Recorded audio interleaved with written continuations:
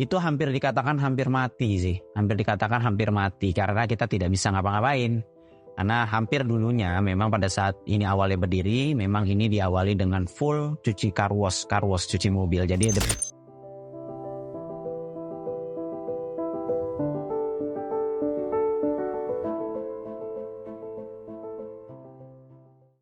nama saya Gali, saya perwakilan dari CWP Culinary, di mana tempat ini mengusung tema One Stop Shopping Solution. Ya, tempat ini adalah tempat di mana orang-orang atau teman-teman yang mau datang menikmati kafe, nongkrong, makan, kuliner ya.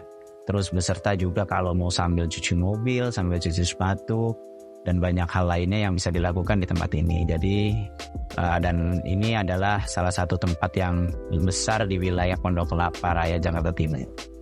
Pada masa pandemi bisnis kami karena dasarnya bergerak di bidang jasa, terutama pada saat itu adalah jasa cuci mobil, itu sangat berdampak sekali ya. Karena pada saat itu kita ingat bahwa pada saat tidak boleh kemana-mananya orang ya, pada saat itu juga COVID-19 lagi tinggi-tingginya, car wash itu sangat berdampak karena ada kontak langsung dari pihak luar atau orang luar yang ke pihak orang-orang dalam arti ke mobil-mobilnya sendiri. Nah, itu sangat berdampak dan itu hampir dikatakan hampir mati karena kita tidak bisa ngapa-ngapain. Karena hampir dulunya memang pada saat ini awalnya berdiri, memang ini diawali dengan full cuci car wash cuci mobil. Jadi ada beberapa metode cuci mobil di sini, dari automatic car wash, terus hydraulic car wash, regular car wash, sampai terus nano coating, ya, poles mobil, dan sampai tibanya itu COVID-19 itu sangat menghentikan bisnis kami di sini gitu. Kalau bicara masalah penerapan atau penyesuaian, ya pada saat itu kita memang tadi yang seperti saya bilang, kita off total, kita nggak bisa ngapa-ngapain karena memang tidak diperbolehkan. Hukumnya jelas di situ ya, tidak diperbolehkan bentuk bisnis car wash itu untuk buka pada saat itu. Tapi setelah lockdown selesai sekitar 6 bulan setelahnya, kita mulai boleh membuka, tapi dengan kapasitas pengunjung yang sangat terbatas pertama. Kedua, kita menerapkan protokol kesehatan. Dari kita menerima tamu, dari kita juga treatment kendaraan, itu juga sangat kita awasi pada saat itu.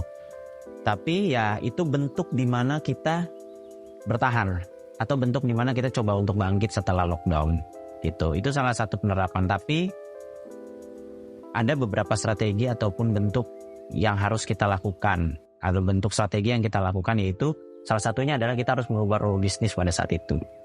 Ya, dimana pada saat itu kita full untuk cuci mobil, car wash seluas 1.700 meter ini. Awasan kita harus merubah role. Role-nya gimana? Role yang kita rubah adalah role model bisnisnya, yaitu tadi yang sekarang sampai saat ini berjalan, yaitu One Stop Shopping Solution. Dimana kita menciptakan bisnis baru, yaitu bukan hanya cuci mobil, tapi kita ada kafe, ada kuliner, ada yang lain. Nah, itu salah satu perubahan yang harus kita lakukan. Betul, karena dan pada saat itu juga nggak mulus banget. Kita kira dengan kita bertahan dengan cara seperti itu, kita bisa meningkatkan traffic, pada akhirnya meningkatkan omset, tapi ya tidak mulus-mulus juga. Perubahan terhadap bisnis itu yang tadi saya bilang tidak serta-merta langsung berubah, karena itu butuh penyesuaian. Hal yang pertama yang kita sangat butuh effort adalah kita harus keluarin cost lagi untuk membentuk role bisnis ini, ya, bentuk dari infrastrukturnya, terus juga dari strategi marketingnya, itu sangat kita bentuk lagi. Jadi kan butuh cost lagi, itu pertama ya, hambatan yang paling utama, dan itu tidak mudah. Kedua adalah setelah ini jadi semua infrastruktur kita buat, setelah itu cost itu keluar, ya apa yang kita harapkan adalah ini kita akan penuh, ini kita akan disewa, kita menyewakan tenan dan sebagainya, dan itu akan mudah untuk mendatangkan traffic atau minimal mendatangkan orang untuk bisnis di sini. Tapi ternyata tidak juga, karena memang semua berdampak COVID-19 mereka sangat menjaga cash mereka dan sangat berhati-hati dalam memulai bisnis, dan itu membuat kami juga seperti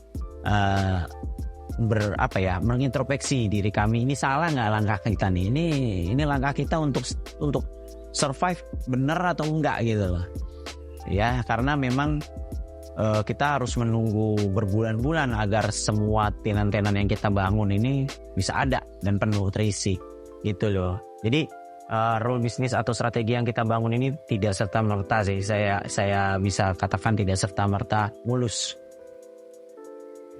Jadi kami tuh di sini pada saat itu memang benar-benar kita ya dampaknya ke beberapa tim ya. Kita untuk survive ya kita tidak bisa pungkiri kita harus memangkas beberapa tim karyawan, terus juga kita harus istilahnya juga memberikan ruang untuk kita bisa bertahan dengan cost yang ada. Ya kami di sini pada saat itu kita cuma bisa bertahan bagaimana caranya minimal beban-beban yang kita miliki di tempat ini adalah itu bisa tetap terbayarkan. Motivasinya ya hanya sebatas kita ini pasti akan lewatin, ini ada masanya, ini nggak akan lama, kita pasti ada masa untuk tumbuh kembali, ya udah paling itu. Waktu itu kita karyawan itu hampir di atas 50 ya. Nah itu setelah pandemi itu di bawah 50 drastis karena kan memang car wash tutup.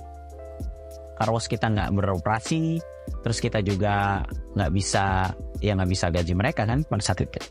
Kita bisa hitung misal contoh dalam sehari kita kapasitas car wash kita itu bisa menampung sekitar 150 sampai 200 mobil. Nah terus kalau waktu pandemi atau setelah pandemi itu kita hanya bisa mendapatkan 50 juga udah bersyukur gitu, paling di angka 20, 30, 20 gitu. Nah itu jadi omsetnya sangat signifikan sekali, drastis banget.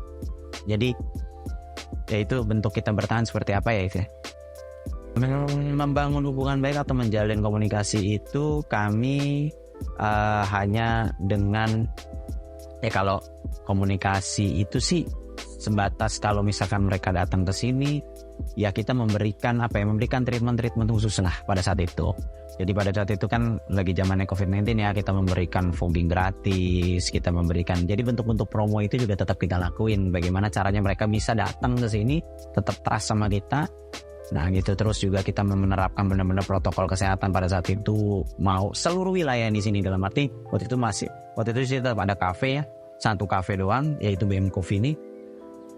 Ya kita tetap semua protokol dari menerima tamu, kita juga harus si supervisor car wash juga harus pakai masker, semuanya kita harus protokol sekali pada saat itu.